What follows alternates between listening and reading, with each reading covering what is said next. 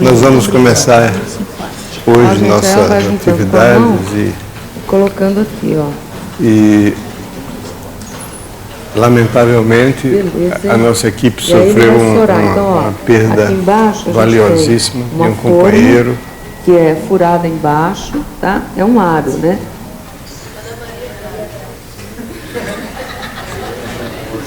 Que foi o professor Morgado, que faleceu no dia 13 de outubro e está sendo substituído hoje pelo professor Zé Paulo Carneiro. Hoje não, essa semana toda. E é um professor que está acostumado a trabalhar conosco, é uma pessoa brilhante, competente, mas a falta do Morgado é realmente, ele sabe disso, né, Zé Paulo? É irreparável, insubstituível. Antes de começar, eu queria dar a palavra para o Wagner, que vai falar sobre o nosso... Bom, mas você dizer quais são as aulas, né, de quê? Bom, tá bom. Então eu vou dar aula hoje e amanhã. Sempre a essa hora. Hoje nós vamos falar... Bom, o nosso objetivo desse programa aqui é ambientar vocês com esse livro, que se chama Temas e Problemas, que é um livro que foi escrito para complementar a matemática do ensino médio, que tem 3 volumes, sendo que esse livro aqui é um resumo desses 3 volumes, no sentido de que contém um pequeno tratamento de alguns tópicos relevantes do ensino médio, seguido de uma série de problemas que estão resolvidos no livro, ao contrário dos problemas do livro Matemática do Ensino Médio, que não estão com a solução. Ainda. Mas até julho... Sim, o Wagner está prometendo que até julho a gente tem a publicação dessas soluções. Promessa essa que nós já fizemos diversas vezes e nunca cumprimos. E propor problema, como vocês todos sabem, é muito fácil. Resolvê-los é que são elas.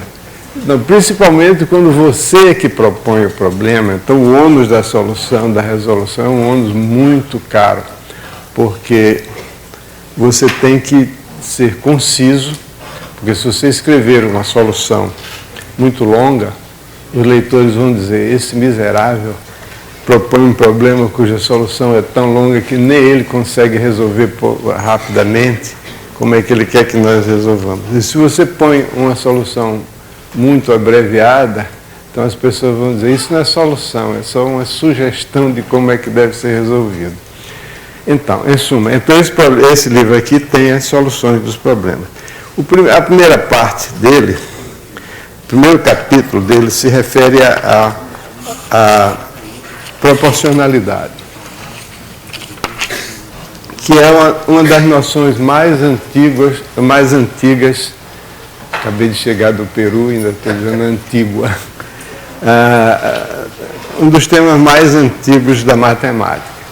Na verdade, a proporcionalidade é uma coisa tão entranhada na noção de aplicação da matemática na vida corrente, que um grande número de pessoas, algumas delas até pessoas supostamente educadas e cultas, se referem a quando uma grandeza é uma função de outra e que é uma função crescente dessa outra, quer dizer, você tem uma grandeza y que depende de x.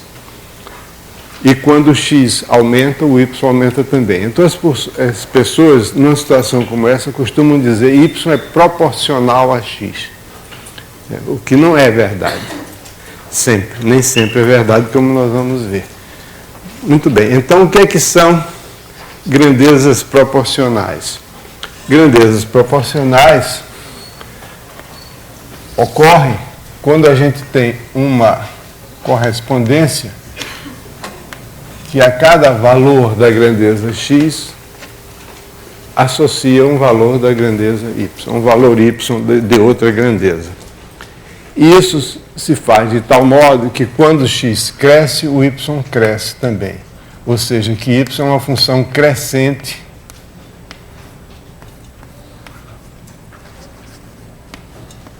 de x. Se a um valor de x corresponde a um y, e um valor x' corresponde a y', se x é menor do que x', então y é menor do que y'.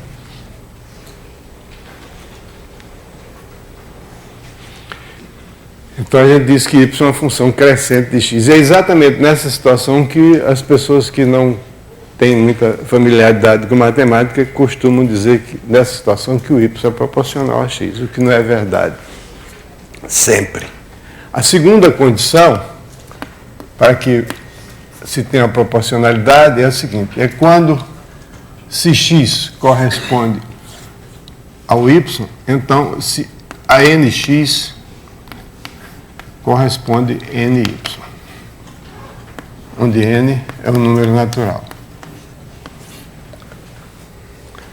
Ou seja, que quando eu aumento a grandeza x tomando múltiplos dela, a grandeza y também sofre um acréscimo que consiste em multiplicar pelo mesmo número natural.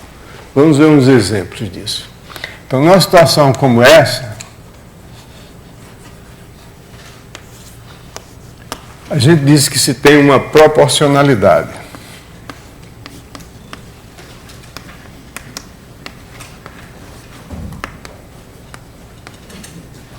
Primeiro exemplo que eu vou mencionar é o seguinte: seja x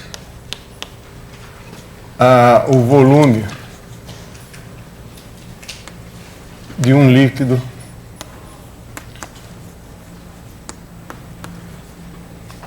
homogêneo e y igual ao peso desse líquido. Então, a correspondência que a cada volume daquele líquido associa o peso desse líquido é uma proporcionalidade. As duas condições que nós estipulamos para ter uma proporcionalidade são obviamente satisfeitas. Se eu aumento o volume, o peso aumenta. E se eu tomo 2 vezes, ou 3 vezes, ou 4 vezes o mesmo volume, é claro que o peso fica multiplicado por 2, por 3, por 4, etc. Então, esse exemplo é um exemplo bastante claro, óbvio. O outro exemplo de natureza geométrica é o seguinte: suponhamos que nós tenhamos 2 retas paralelas e uma terceira reta que é transversal a ambas, não é paralela a elas. Então, para cada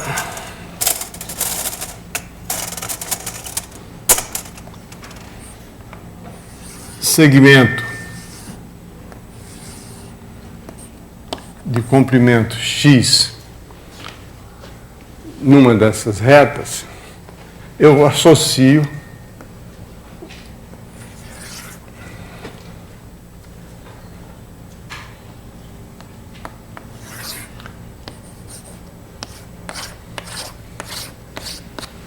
a área do paralelogramo que tem aquela base x e o lado que não é paralelo a essas 2 retas, é paralelo à reta R.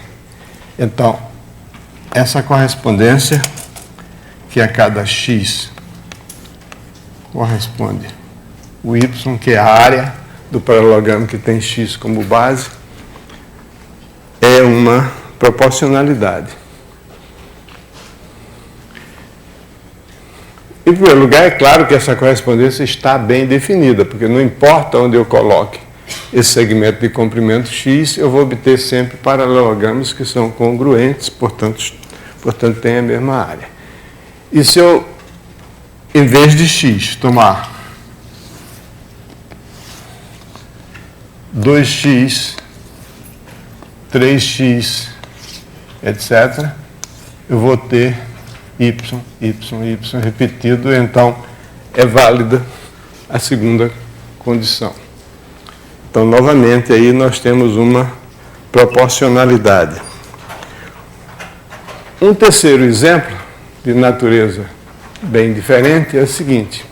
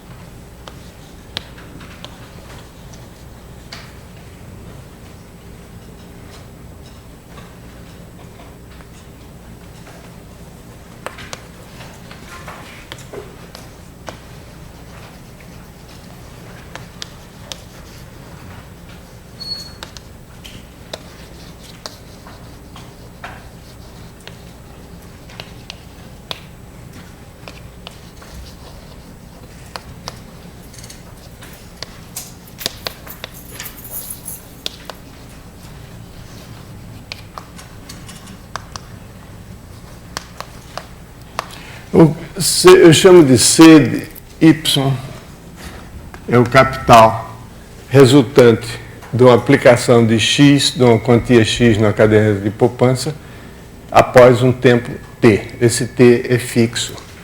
Eu vou considerar isso como sendo uma função só de X e vou supor que os juros estão fixos. Não vou... Aliás, não precisa mencionar que os juros estão fixos. Não. Os juros estão fixos por um mês, aquele juro está determinado. Então, a cada investimento X que eu faço, após T meses, eu tenho um rendimento Y. O rendimento não, o montante é Y. Então, essa correspondência que a cada X associa o Y é uma proporcionalidade. Porque quanto mais eu aplicar inicialmente, claro, eu espero que o montante vai ser maior. Então, a condição 1 é óbvia. A condição 2 também é verdadeira, porque se eu aplicar um capital 2x, ou um capital 3x, ou 4x, ou nx, isso aqui, aplicar 2x, corresponde a fazer duas aplicações simultâneas. E é claro que as duas vão render a mesma coisa. Portanto, o C de nx no tempo t é fixo.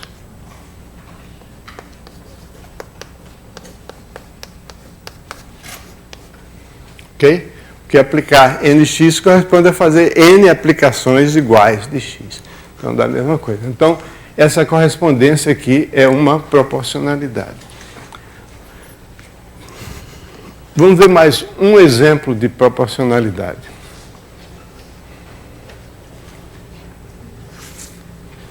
Vamos supor que eu tenha agora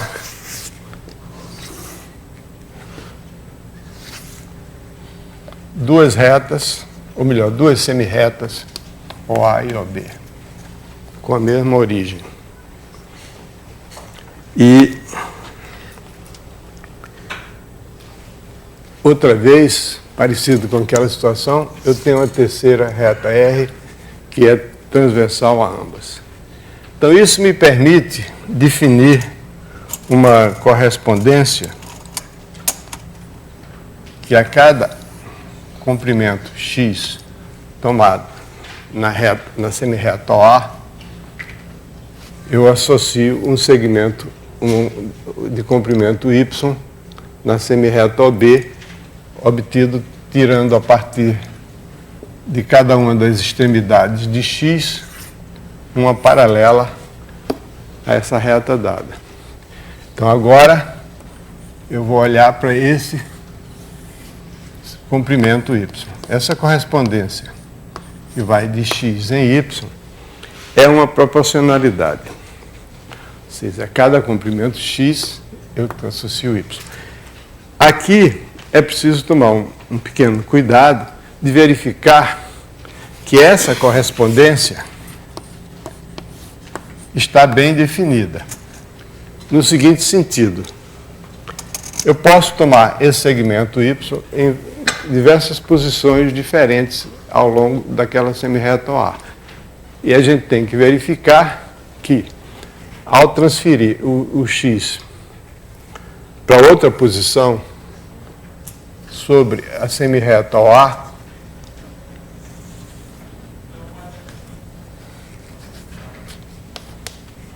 se eu mantiver o comprimento de X, o comprimento X constante, o Y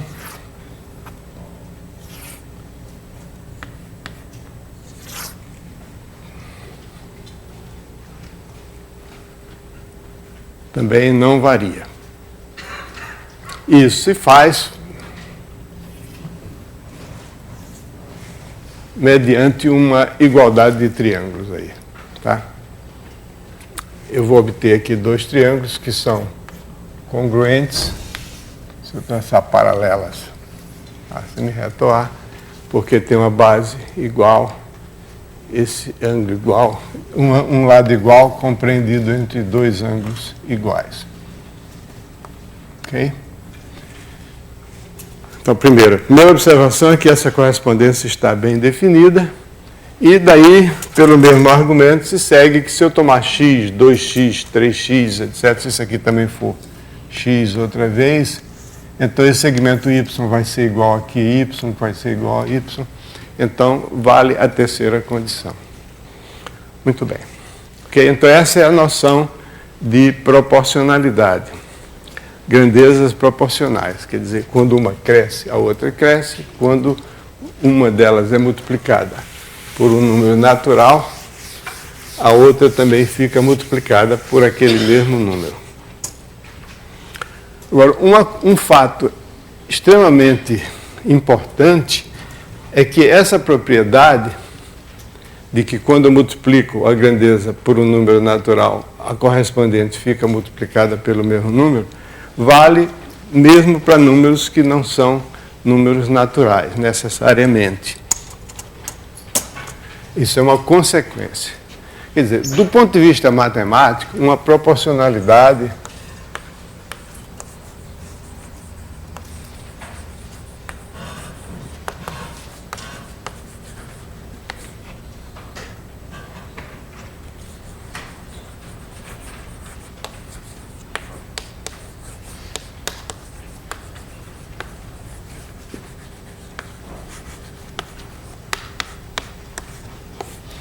o primeiro ano do ensino médio é montado em cima de uma ideia, eu não sei se essa ideia foi realmente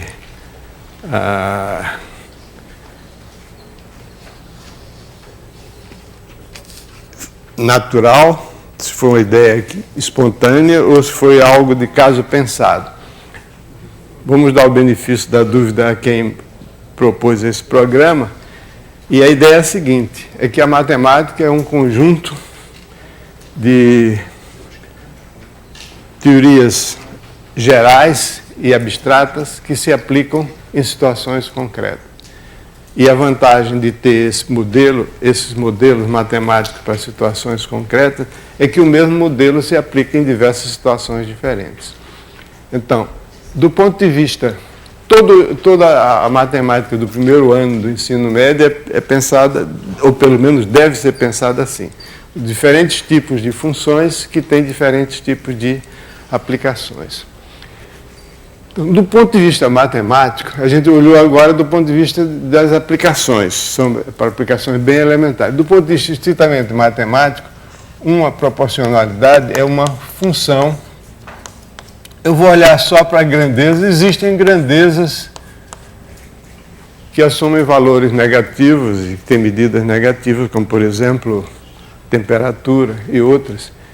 Mas nós vamos olhar só para o caso de grandezas que são medidas por números positivos. Então, R+ é o conjunto dos números reais positivos.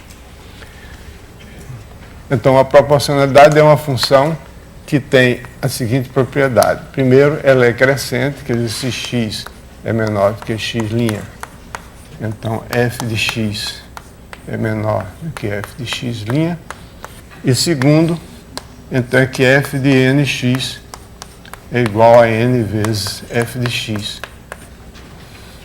para todo x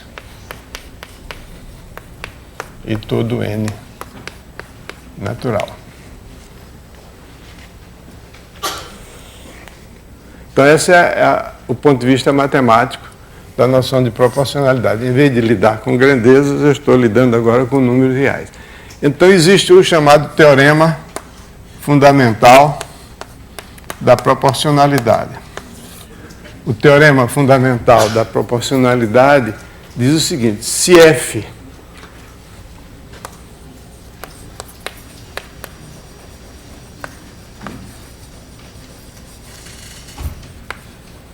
é uma proporcionalidade, então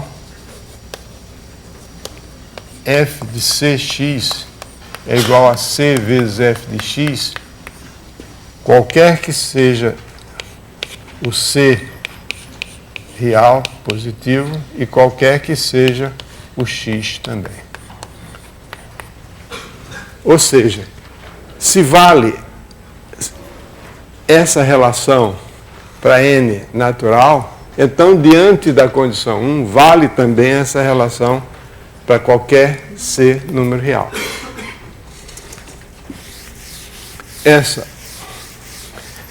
Esse teorema é realmente da maior importância, porque na prática, quando a gente quer verificar que existe proporcionalidade, a gente não tem como verificar isso, verificar essa igualdade aqui, quando c, por exemplo, é um número irracional. Quando c é um número inteiro, a gente diz, bom, aqui ao nx corresponde ao ny, porque se eu quero fazer um investimento de 3x na caderneta de poupança, isso é a mesma coisa que eu fazer 3 investimentos separados de x cada um. Então isso é óbvio. Mas se fosse... É claro que ninguém vai fazer um investimento de raiz de R$2, ou π ou R$, né? Mas em situações, né, como essa, o volume de um líquido, né, pode ser qualquer número. Pode ser um número. É claro que na prática não existem volumes irracionais, mas na teoria existe. E frequentemente a gente se depara com situações em que a teoria é fundamental. Então, verificar isso aqui para ser irracional é praticamente impossível na prática. Mas eu não preciso verificar isso. Então o teorema diz que eu não preciso verificar isso. Bom, onde é que está a demonstração desse teorema? Está no apêndice do livro, eu não vou fazer aqui. Está no apêndice do capítulo e está também nos nossos livros de matemática do ensino médio. Então, quando a gente tem uma proporcionalidade, então f de x, olhada como uma função, f de x é a mesma coisa que f de x vezes 1. Claro, x é igual a x vezes 1. Mas agora eu vou fazer o x desempenhar o papel do c aqui e o 1 desempenhar o papel do x. Então isso aqui é igual a x vezes f de 1. Pelo teorema fundamental da proporcionalidade, isso vale para qualquer x. Então, eu chamo o f de 1, vou pôr o nome dele, eu chamo de A. Então, isso fica x vezes A e, normalmente, a gente escreve AX em vez de XA. Então, toda proporcionalidade é realmente uma função do tipo f de x igual a A vezes x, onde A é chamado o fator de proporcionalidade ou coeficiente de proporcionalidade.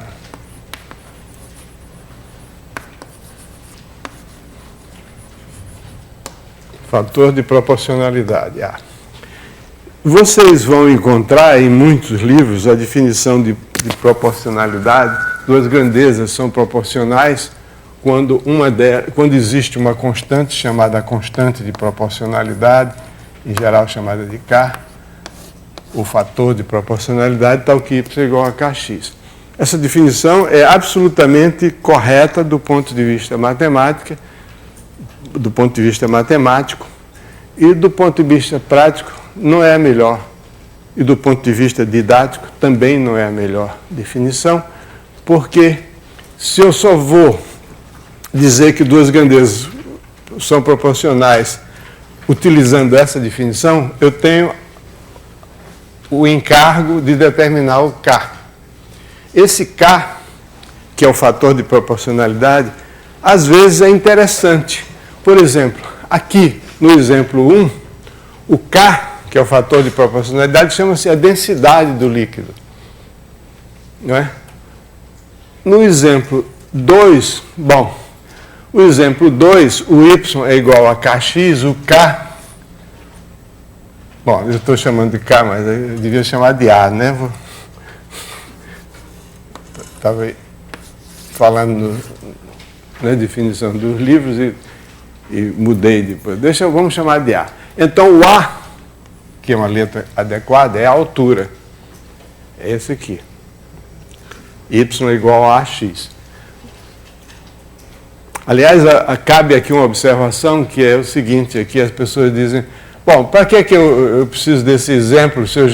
Para que eu vou verificar que quando eu tomo x 3 ou 4 ou 5 vezes, o y fica 3 ou 4 ou 5 vezes maior? Se eu já sei a fórmula da área do paralelogramo, que é a base vezes a altura, então não precisa disso. Acontece que para você provar que a área do paralelogramo é igual a base vezes a altura, você vai precisar desse argumento. Tá? Então, vocês se lembram como é que você define? Você começa com a área de um retângulo. Isso vem desde o tempo de Euclides, que dizia que dois retângulos que têm a mesma altura estão entre si, assim como as suas bases. Então esse fator de proporcionalidade, nessa definição aqui, é um encargo adicional que pode ser dispensado se a gente adota essa definição. Porque muitas vezes esse fator de proporcionalidade não só é irrelevante, mas é complicado. Por exemplo, nesse caso aqui, o y é igual a AX. Esse caso é o caso que a gente utiliza quando vai resolver problemas de geometria usando o chamado teorema de Tales, né, que é uma certa controvérsia histórica. Por que esse teorema é chamado de teorema de Tales? Na França, no Brasil, ele é chamado de teorema de Tales. Na Alemanha, não é. O teorema de Tales, na Alemanha, é o teorema que diz que todo ângulo inscrito numa semicircunferência é reto. Se eu olhar no livro alemão, o teorema de Tales é esse. Deixa para lá. Então, quando a gente resolve o problema, usando a lei, o teorema de Tales, a proporcionalidade no triângulo, né? Você tem aqui um triângulo, você traça uma paralela à base do triângulo, divide o lado oposto em segmentos proporcionais aos lados adjacentes, mas a constante de proporcionalidade não aparece. E não aparece. Se fosse aparecer, esse A aqui é o seno desse ângulo, tanto faz desse como desse. Esse aqui, digamos que seja o ângulo alfa, e esse aqui seja o ângulo beta. Então, esse aqui é o seno de alfa sobre o seno de beta. Mas não precisa, absolutamente desnecessário, ninguém usa isso. Então, para que dar uma definição de proporcionalidade que usa um encargo adicional para a pessoa verificar que há proporcionalidade, quando, às vezes, determinar esse K é acima dos conhecimentos dos alunos, né? De modo que essa observação. Em alguns casos, o fator e a constante de proporcionalidade é interessante, como aqui a densidade. Aqui o fator de proporcionalidade é chamado o juro, em geral é escrito não como K mais 1 mais I.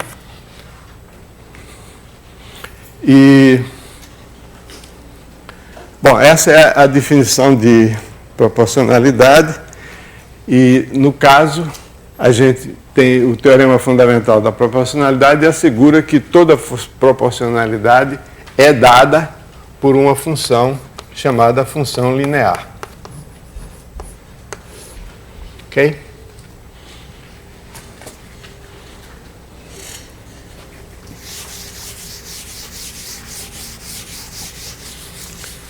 A noção de proporcionalidade, ela está intimamente ligada a um tipo de problema que é muito comum nos níveis elementares e também, se o Morgado estivesse aqui conosco, quer dizer que é tudo que os químicos sabem de matemática. É a regra de 3. A regra de 3 é a seguinte: quando se tem uma proporcionalidade, se, por exemplo, a um valor x1 corresponde o y1 e ao valor x2 corresponde o y2, então, se a gente conhece 3 desses números, o quarto fica determinado. E a regra de 3 consiste exatamente nisso. Conhecendo 3 desses números, a gente determina o quarto.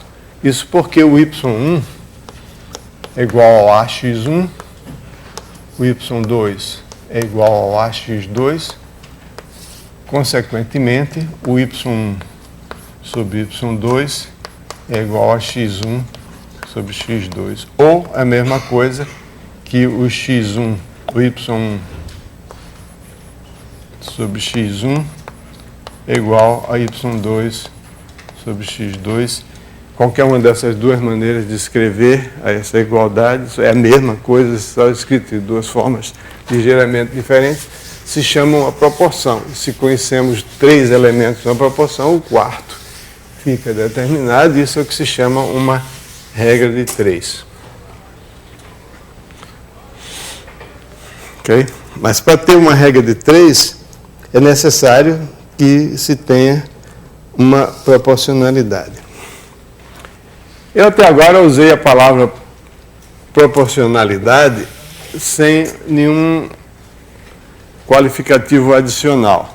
Mas, normalmente, quando se quer distinguir 2 tipos de proporcionalidade, isso aqui é o que se chama uma proporcionalidade direta, mas existe também a noção de grandeza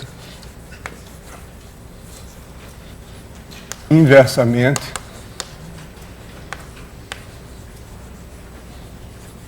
proporcionais.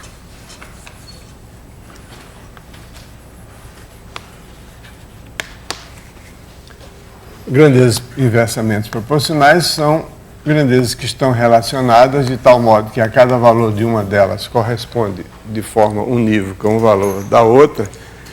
E agora é o seguinte, que quando uma aumenta,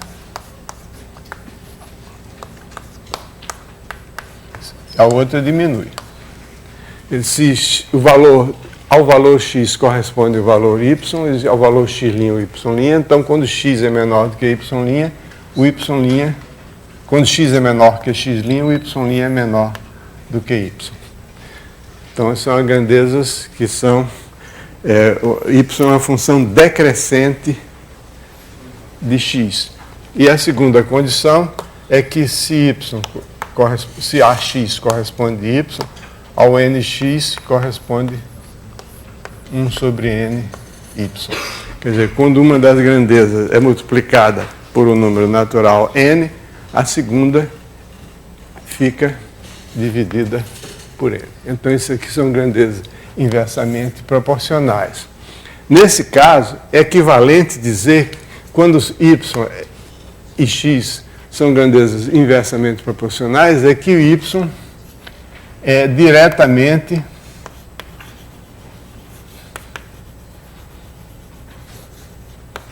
proporcional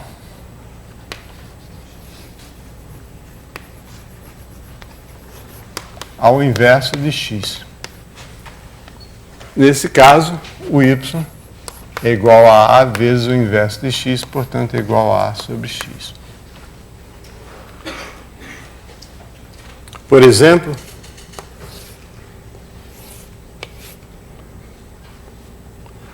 quando a área,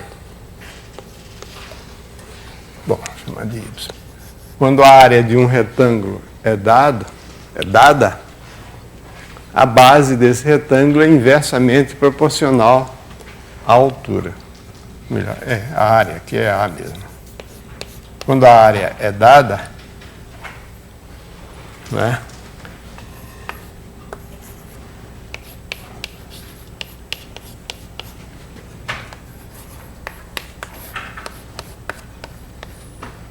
Então, a altura é inversamente proporcional à base e a base é inversamente proporcional à altura.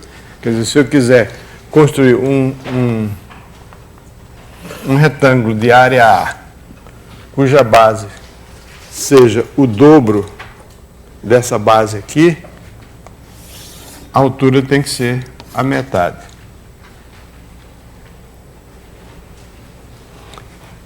Do ponto de vista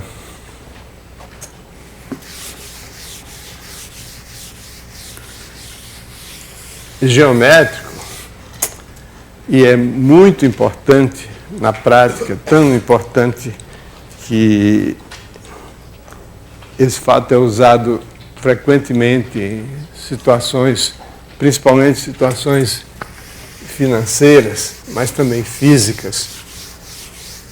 A noção de gráfico das funções é uma noção fundamental, porque você olhando para o gráfico da função, você tem uma ideia do comportamento da função, né? Então, desse ponto de vista, se uma grandeza y é proporcional a x, ou seja, analiticamente o y é expresso por uma função linear de x, então o gráfico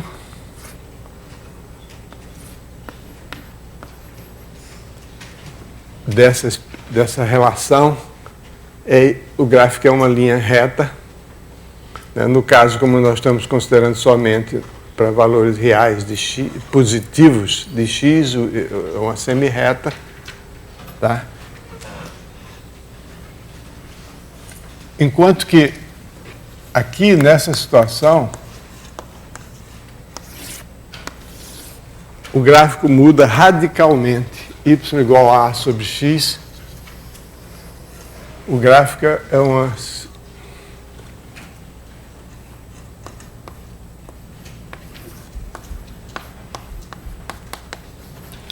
é o que se chama uma hipérbole, ou um ramo de hipérbole. No caso, uma hipérbole conhecida como hipérbole equilátera. Então, as duas coisas são as duas situações são, do ponto de vista geométrico, bem diferentes. De qualquer modo, é interessante observar que no hipérbole, quando você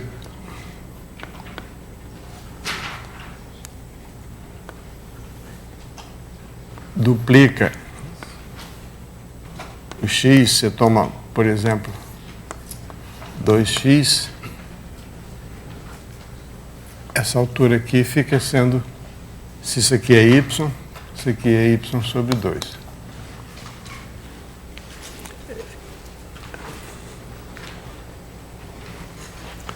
Bom,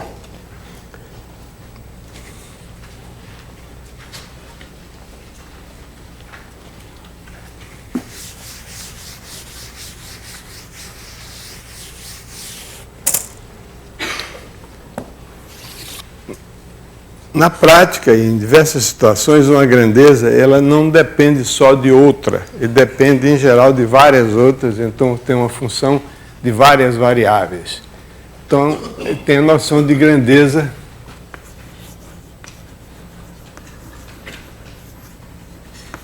proporcional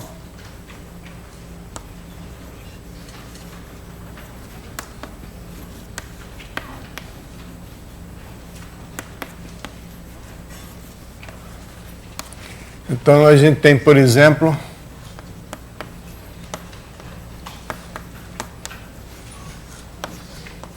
uma grandeza que depende, digamos, de x, y, u, v e w.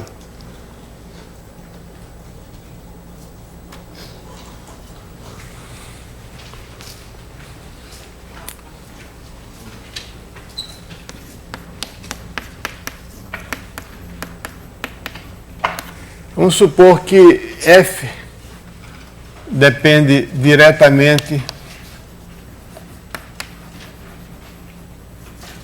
proporcional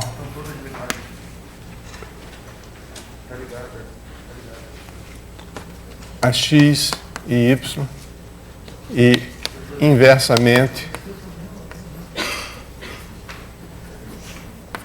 proporcional a u e v.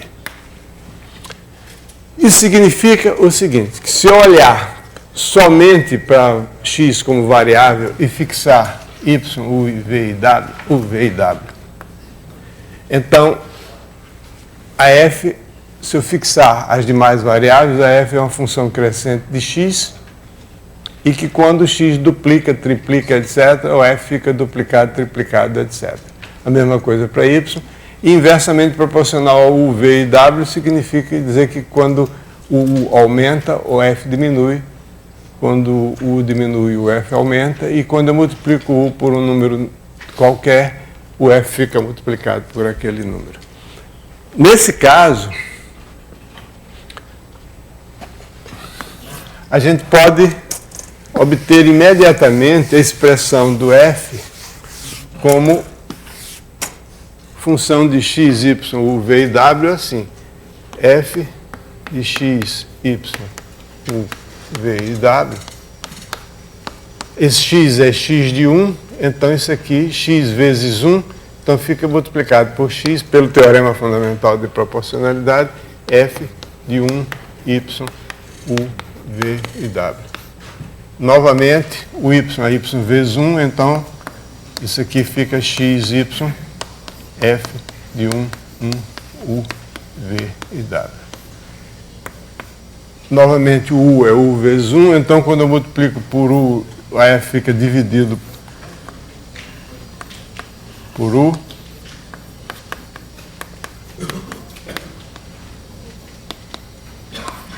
Finalmente,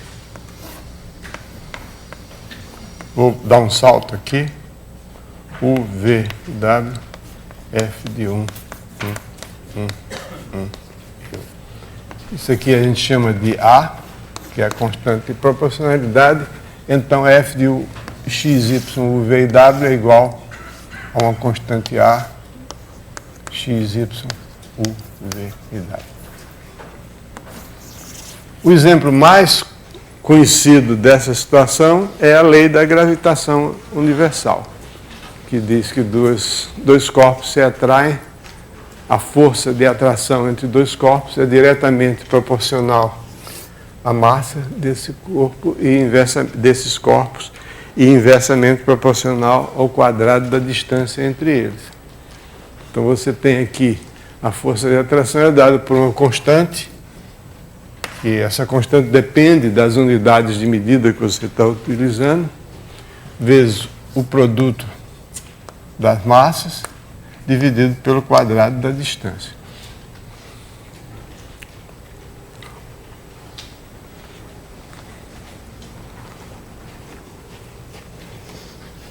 Bom,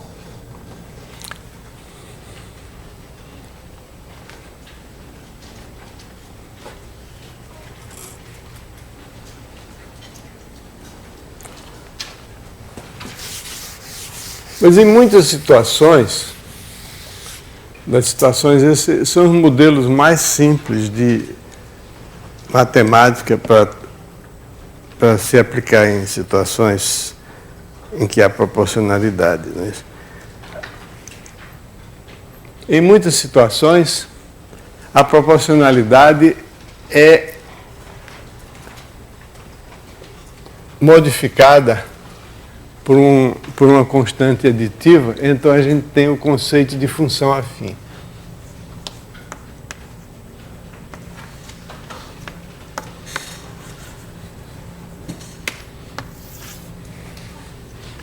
Uma função afim é uma função real de variável real do tipo f de x igual a x mais b, onde a e b são constantes e x é a variável. o gráfico de uma função afim é uma linha reta, e há várias maneiras de ver isso. Essa linha reta corta o eixo dos y num ponto de ordenada B,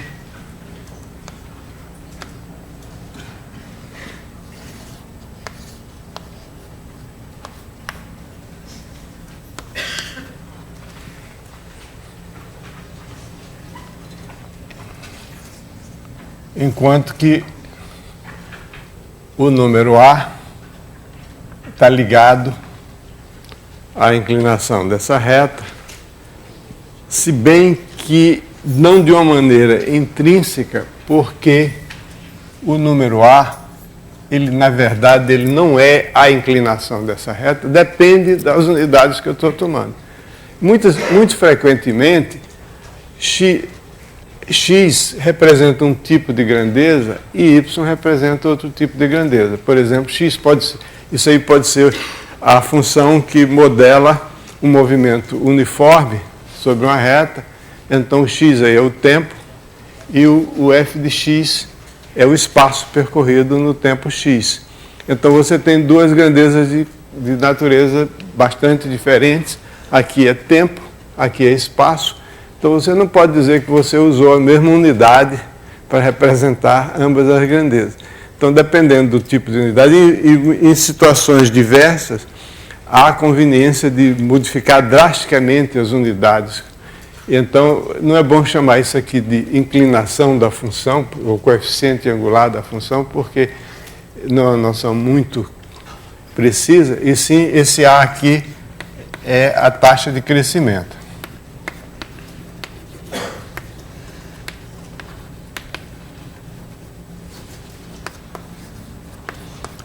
Porque esse A é o seguinte, se nós tomarmos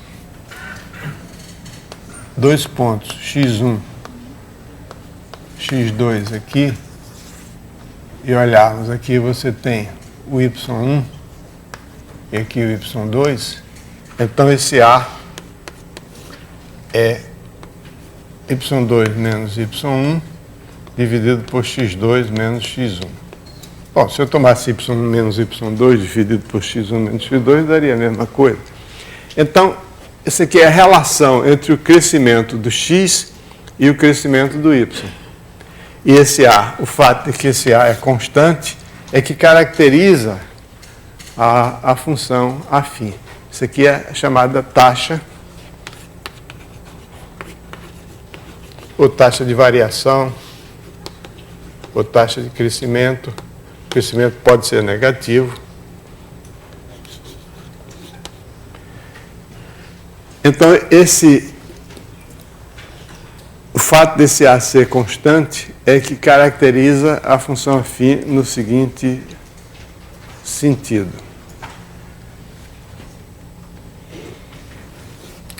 Na verdade, existe o teorema de caracterização.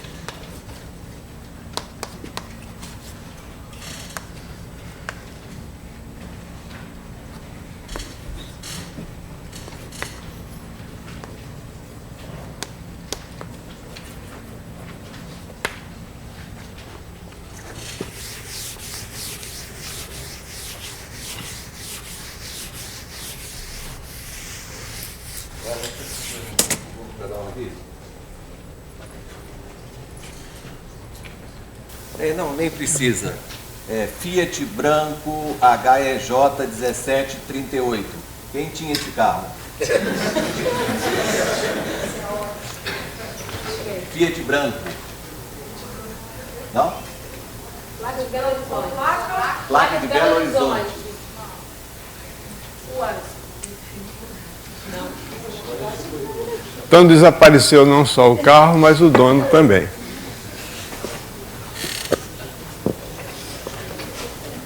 Voltamos.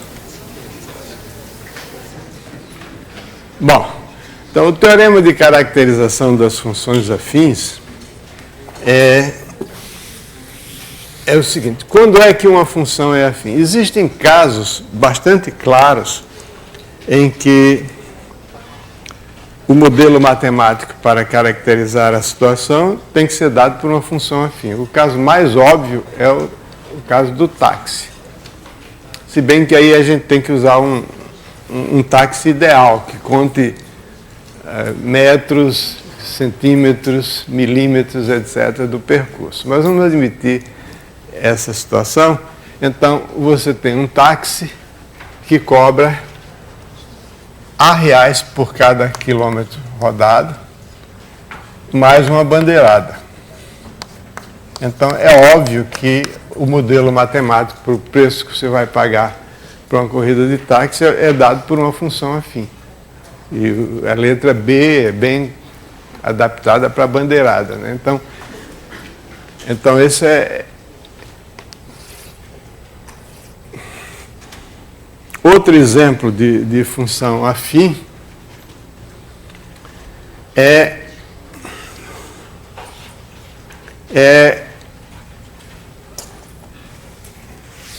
a relação entre temperatura medida, por exemplo, em graus centígrados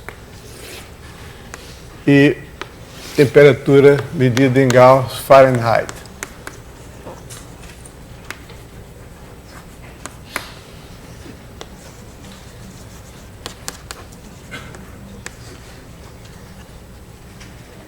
Centígrados ou Celsius.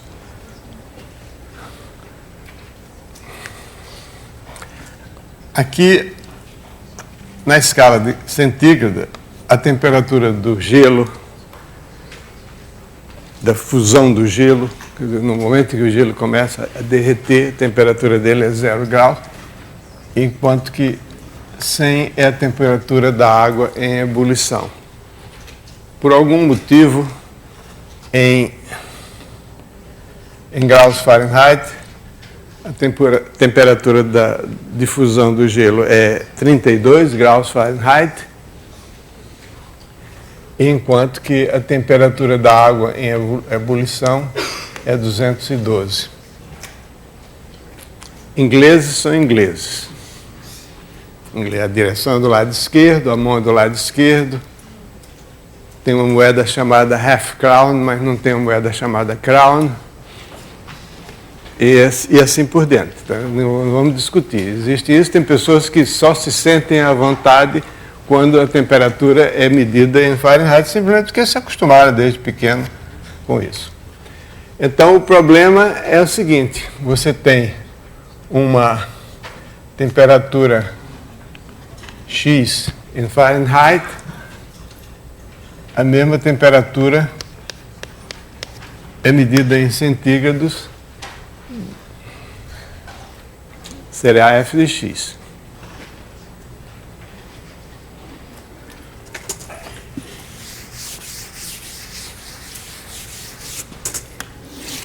Então, vamos admitir que eu já sei a priori que f de x é uma função do tipo ax mais b. A gente vai já discutir isso exatamente em termos do teorema de caracterização das funções afins.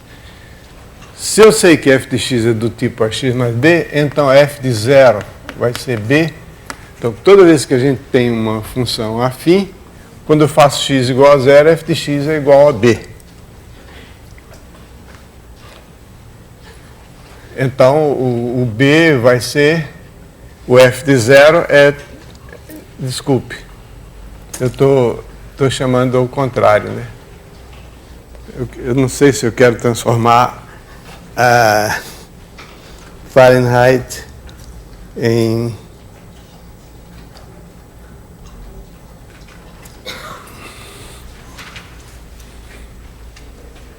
Eu acho que eu quero transformar centígrados em... Bom, deixa lá. É mais natural transformar centígrados em Fahrenheit. Então, isso aqui é x, isso aqui é f de x. É muito mais natural, mais fácil, mais direto, dizer que f de 0 é 32 do que f de 32 é 0. F de 0 é igual a b. Então, B é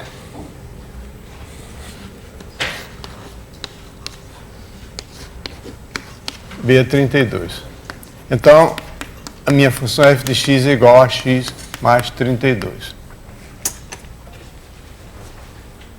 Então, a minha função é transformar graus. Eu sei uma temperatura em graus centígrados, quero saber qual é o valor da mesma temperatura em graus Fahrenheit. Isso me deixa o A.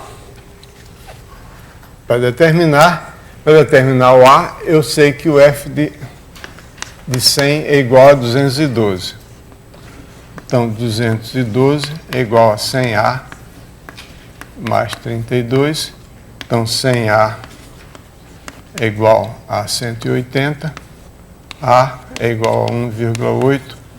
Então, F de x é igual a 1,8 x mais 32. Então, essa é a função afim que transforma graus centígrados em graus Fahrenheit. Por exemplo, uma pergunta seguinte: qual a temperatura que é medida pelo mesmo número, tanto em graus centígrados como em graus Fahrenheit?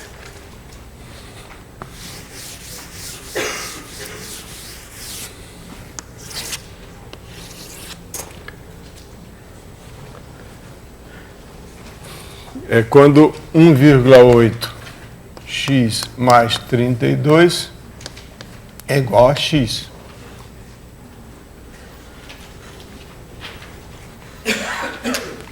Então, isso aqui dá x igual a menos 40. Isso aí eu fiz a conta.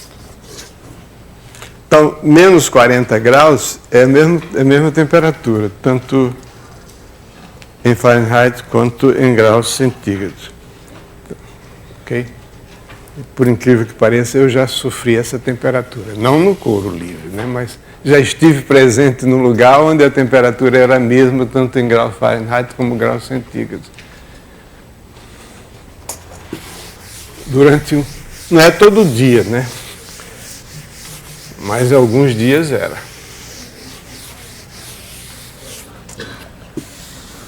Mas por que eu tenho certeza que essa função que transforma a medida de Fahrenheit em centígrados, ou de centígrados em Fahrenheit, é uma função desse tipo, f de x igual a x? A razão para isso é a seguinte: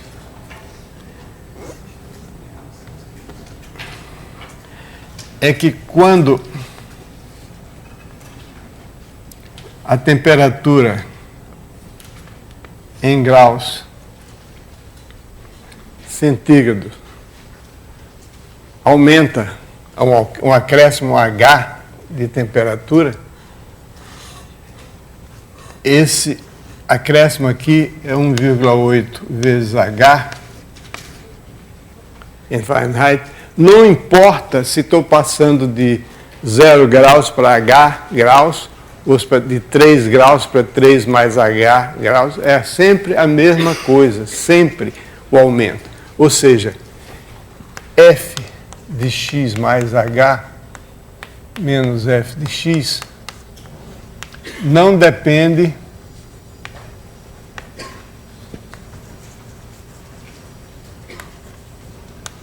de x. E é exatamente esse fato que caracteriza as funções afins, admitindo que a função é uma função crescente, monótona. Pode ser crescente ou decrescente. A função afim, é claro que ela vai ser crescente quando A é positivo e decrescente quando A é negativo. Isso é um fato óbvio.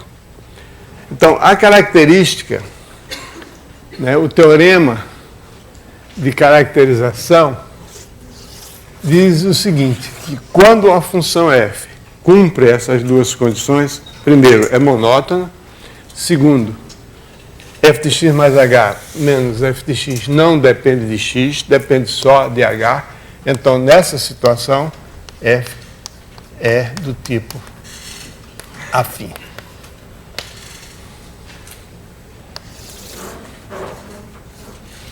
Esse é o teorema de caracterização das funções afins que está demonstrado como um apêndice desse capítulo. Nós não vamos fazer isso aqui. Então, nesse caso aqui, esse fato é claro porque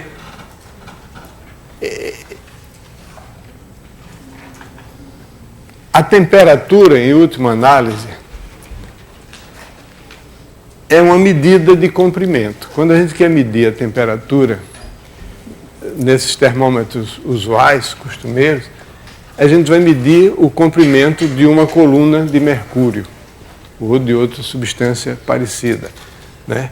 Então, esse comprimento é o mesmo, tanto faz estar aqui, como ali, como lá embaixo. Ok? Então, por isso é que essa diferença aqui, tanto faz isso aqui como em qualquer posição. Então, o teorema de caracterização nos assegura esse fato aqui. Quer dizer, a fim de que você tenha uma função afim, é necessário o suficiente que essa diferença aqui não dependa de x. Um exemplo muito interessante disso é um exemplo que o Wagner me disse que ocorreu com ele. Eu não tenho certeza, mas ele vai... Qualquer coisa, vocês perguntem a ele. É o exemplo do par de sapatos. Aliás, depois que ele contou essa história e a gente publicou no nosso livro, começou a aparecer nos livros do curso de matemática do ensino médio, mesmo até do ensino fundamental, a fórmula do tamanho do sapato. A história é a seguinte. Em cada país tem o seu método, mas no Brasil a gente tem o tamanho do sapato, 34, 35, 40, 42, 43, etc. E o Wagner, ele queria comprar um par de sapatos para o filho dele, mas ele não sabia o número. Então, lá na sapataria tinha uma escala, que o garoto punha o pé aqui, então, pela escala dizia o número é tal. E o Wagner, com o espírito matemático, disse como é que essa escala é construída. Então, ele pegou uma trena e mediu. Você tinha um pé de tamanho X, o sapato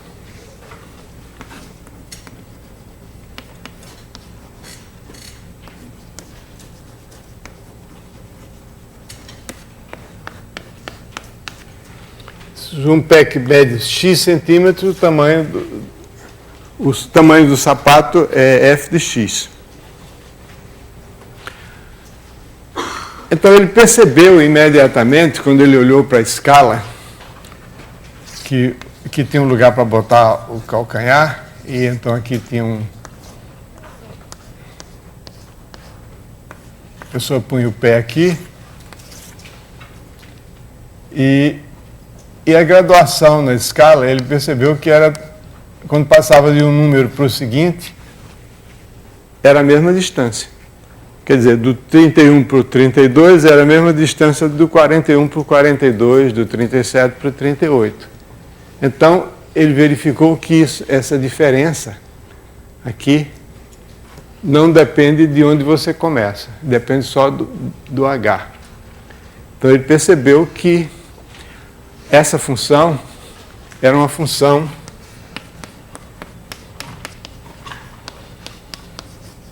x mais b, desse tipo. Então, para determinar, quando você tem uma função afim, para determinar os coeficientes a e b da função afim, você precisa ter dois valores da função. Claro, você tem duas incógnitas, precisa de duas equações. Então, ele pegou uma trena e botou e verificou que quando você tinha 20 centímetros, um pé que mede 20 centímetros, o tamanho do sapato, eu acho que era 32, tamanho 32. Tá certo? Você se lembra ainda, Wagner? Não lembro, não. Eu acho que era 32. Depois ele pegou o comprimento 28 centímetros e foi olhar, o tamanho era 42. Então, com isso, ele determinou a fórmula que dá o comprimento, o tamanho do sapato, o número do sapato, em função do comprimento do pé.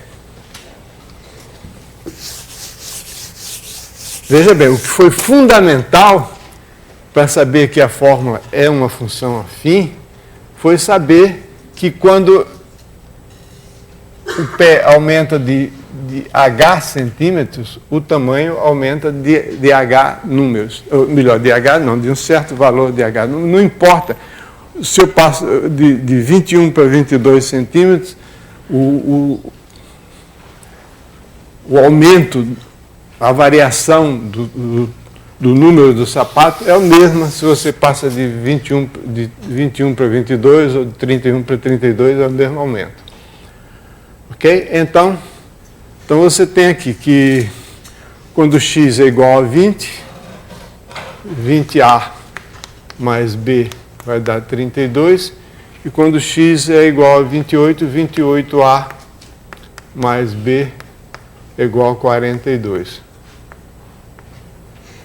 Aí, com isso, a gente subtrai aqui, fica 8A igual a 10, A igual a 10 oitavos, quer dizer, 5 quartos. E substitui aqui 20 vezes 5 quartos mais B é igual a 32, 25 mais B é igual a 32, B é igual a 7. Então, essa é a fórmula. F de x é igual a 5 quartos de x mais 7. Se vocês não acreditarem, vocês verifiquem em casa, meçam o tamanho dos seus pés e vejam. Ok. Então, essas são as considerações que eu tinha que fazer a respeito de funções afins, funções lineares, proporcionalidade. E amanhã nós vamos ver funções quadráticas e problemas sobre funções quadráticas.